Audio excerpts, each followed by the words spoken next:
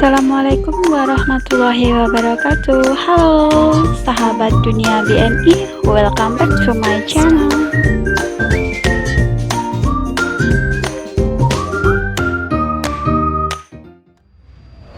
Assalamualaikum warahmatullahi wabarakatuh. Salam sejahtera kita sekalian. Om Swastiastu, Namo Buddhaya, salam kebajikan.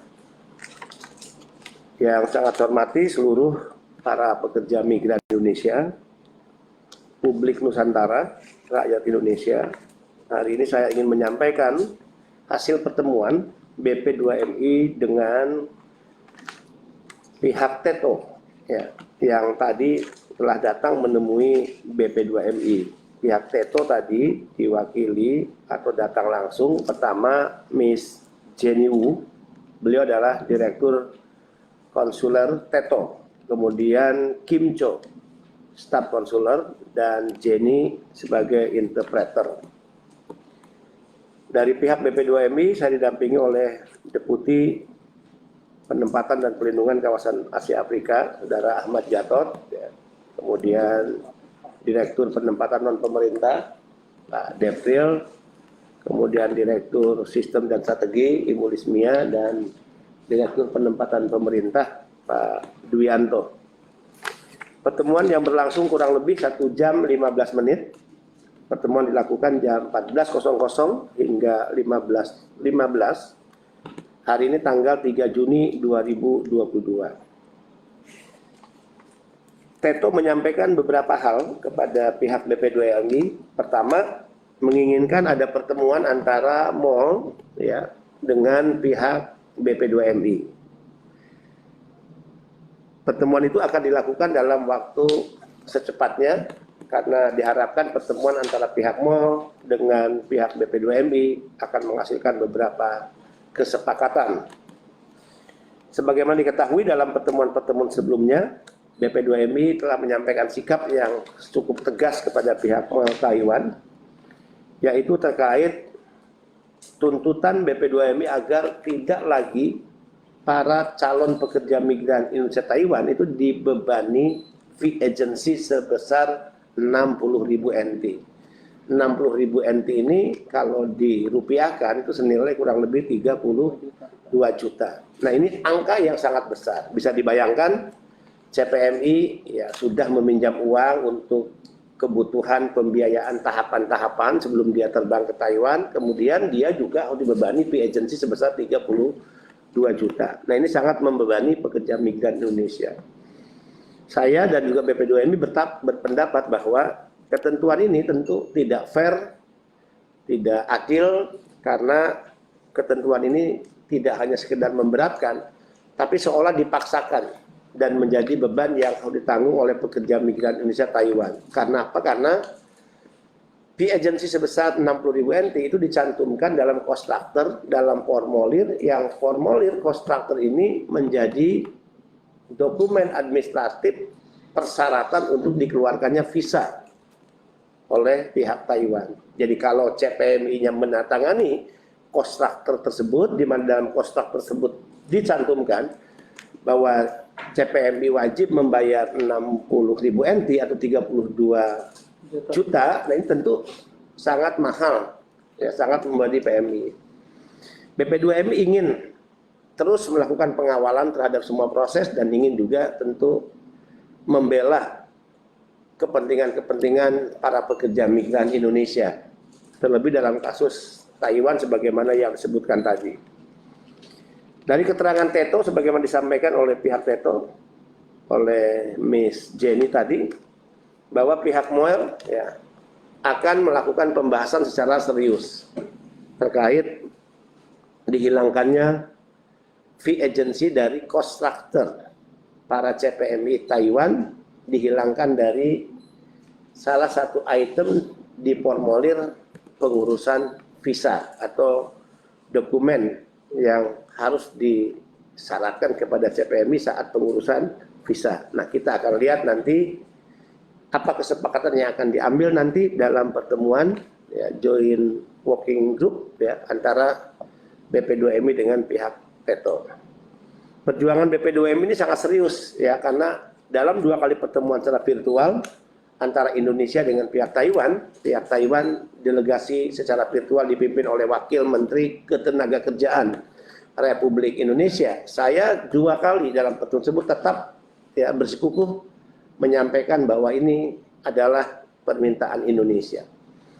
Kita tidak ingin sekali lagi ya ada pembiayaan yang jelas-jelas sangat membebani para pekerja migran Indonesia.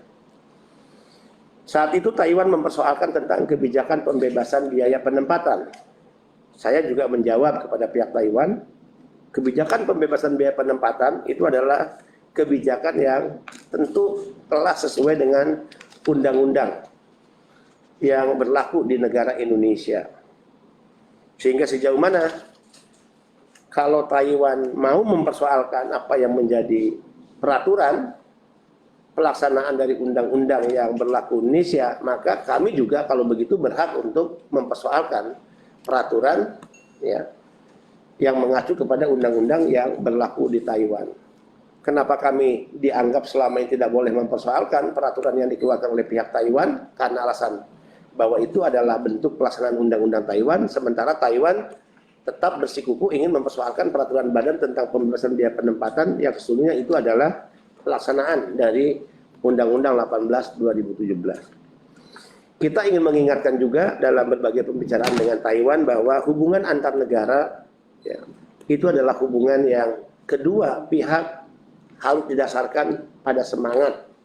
Pertama, kesetaraan, ya, sejajar, equal, yang saling menghormati. Sekali lagi, hukum yang berlaku di negara masing-masing.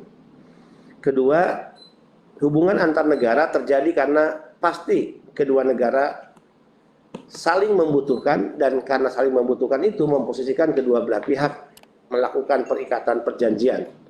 Dalam hal penempatan misalnya adalah perikatan perjanjian dalam hal penempatan pekerja migran Indonesia. Jadi saya tekankan dalam hubungan antar negara, dua negara, tidak boleh ada satu negara atau satu pihak yang merasa dirinya sebagai superioritas, kemudian negara lain ditempatkan sebagai subordinitas ya dari kekuasaannya. Sehingga sekali lagi hubungan antar negara harus dilakukan secara equal dengan menjunjung tinggi prinsip-prinsip saling menghormati dan saling menghargai. Jika itu dipegang teguh oleh masing-masing negara, pasti ya kerjasama dalam bentuk apapun, termasuk dalam penempatan pekerja migran Indonesia akan berlangsung secara baik. Dalam hal penempatan misalnya, ya Indonesia harus berani mengatakan bahwa Indonesia butuh ya lapangan pekerjaan di Taiwan. Tapi Taiwan juga harus jujur untuk berani mengatakan bahwa Taiwan sangat membutuhkan pekerja-pekerja dari Indonesia. Nah, sikap inilah sikap yang menunjukkan bahwa posisi kedua belah pihak berada pada posisi yang setara, berimbang, tidak ada negara yang merasa dia sebagai superioritas dan menempatkan negara lain sebagai subordinat dari negara yang lainnya.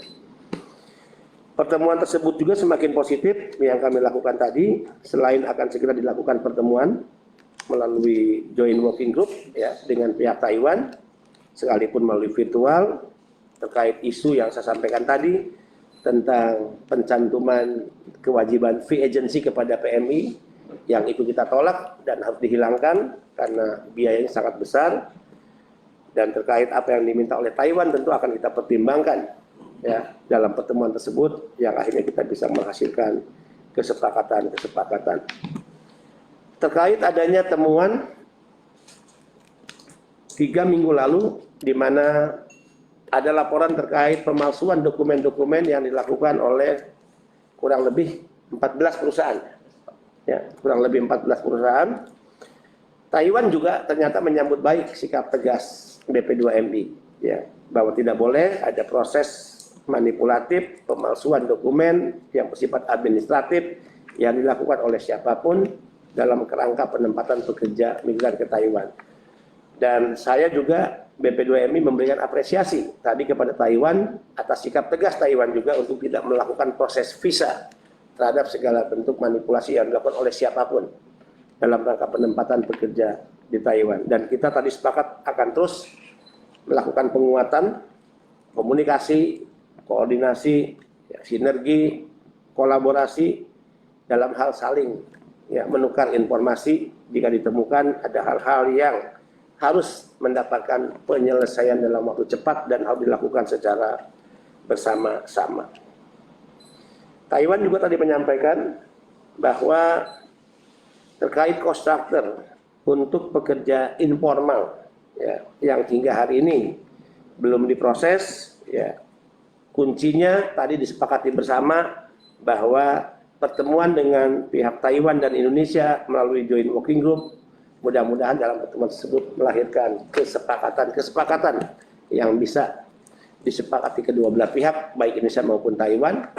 Dan setelah kesepakatan itu ditandatangani, maka proses penempatan pekerja ke Taiwan termasuk yang sektor informal dengan kontraktor terbaru sebagaimana yang sudah kita tetapkan itu bisa segera dilakukan. Bapak Ibu sekalian, termasuk para pekerja migran Indonesia, demikian penyampaian yang bisa saya sampaikan kepada seluruh khalayak, dan mudah-mudahan informasi ini menjadi informasi yang bisa dinilai baik, ya, khususnya bagi para pekerja Indonesia yang akan bekerja di Taiwan. Ya. Selain kita meminta agar fee agency dihapuskan dari kontraktor yang selama ini menjadi beban pekerja migran Indonesia, kita juga menekankan dalam beberapa kali, 2 kali pertemuan virtual yang delegasi Taiwan dipimpin oleh Wakil Menteri Ketenagakerjaan, tadi kita tegaskan lagi. Indonesia BP2MI juga minta agar pemerintah Taiwan segera mengambil kebijakan kenaikan gaji bagi para pekerja informal yang bekerja di Taiwan. Sekali lagi, tadi kita tekankan, kita mengulanginya lagi, menyampaikan kepada pihak Toto, kami menuntut agar Taiwan segera mengambil kebijakan, keputusan untuk menaikkan gaji untuk para pekerja kita yang bekerja di sektor informal. Nah, mudah-mudahan perjuangan ini juga adalah perjuangan yang bisa tentunya berhasil, dan semua yang kita lakukan, apapun keberhasilannya itu, semata-mata kita orientasikan untuk kepentingan para pekerja migran Indonesia. Demikian kawan-kawan, sobat migran, mudah-mudahan pertemuan ini bermanfaat bagi kita semua. Sampai bertemu di lain waktu dan kesempatan. BP2MI dengan tradisi baru untuk terus terbuka terhadap berbagai informasi, baik terkait penempatan di Taiwan, Korea, dan negara-negara lain. Kita ingin belajar bahwa cara-cara yang terbuka kepada publik adalah cara-cara yang akan mempermudah publik mendapatkan informasi secara cepat. Publik bisa mengikuti setiap perkembangan yang terjadi di lapangan, publik menjadi paham terkait adanya peraturan perundang-undangan yang terkait dengan penempatan. Dan inilah cara mengedukasi publik dan masyarakat sehingga perlawanan kita agar tidak terjadi penempatan secara ilegal dengan cara mengedukasi masyarakat, maka akhirnya masyarakat Indonesia akan memilih dan memprioritaskan bahwa untuk berangkat bekerja ke luar negeri harus melalui cara-cara yang resmi dan prosedural. Terima kasih Sobat Migran, teman dan sahabat, kawan dan sahabat. Sampai bertemu kali di lain waktu dan kesempatan. Salam sehat dan tetap semangat. Salam merah putih bendera kita bersama. Walaupun muwafiq ila qomit thariq. Wassalamualaikum warahmatullahi wabarakatuh. Waalaikumsalam.